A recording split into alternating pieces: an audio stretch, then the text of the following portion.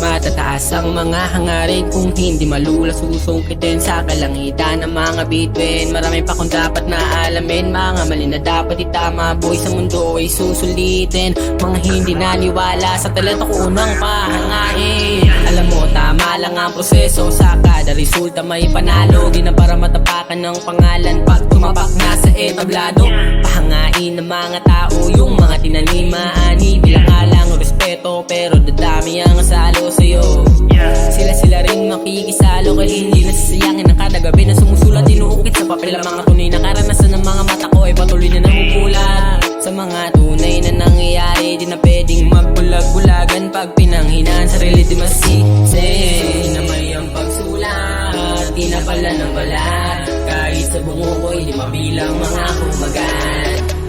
Tinuloy ang alaman, di na pwedeng magpaawat. Pinakalat ang tunog sa tindig, pinapalapat. Bawat ang lumog na mga salita, utak ay dapat malawak. Palagi mong galingan kahit na inaalat. Mga bata na sumusulat, balang araw makakatanggap.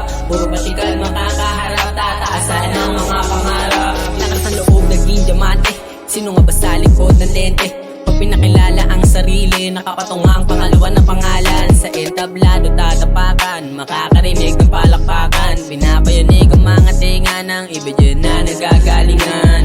May mararating din, tatano pa rin sabi ng galingan. Dahilan ng pagiging mahusay sa kadalaban ginagalingan. Kailangan ko pang usayan, sulat na dapat tulayan. Utak laging nilawakan, pinapatag ng dadaanan.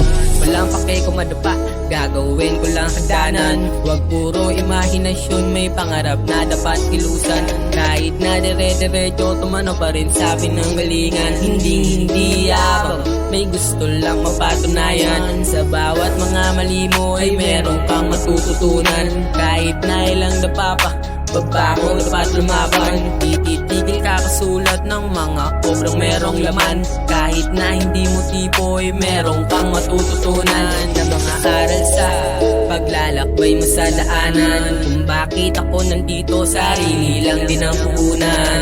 Hinalay ang sarili, wala na akong dapat patunayan. Talento to pare, hindi lang basta libangan. Tuloy-tuloy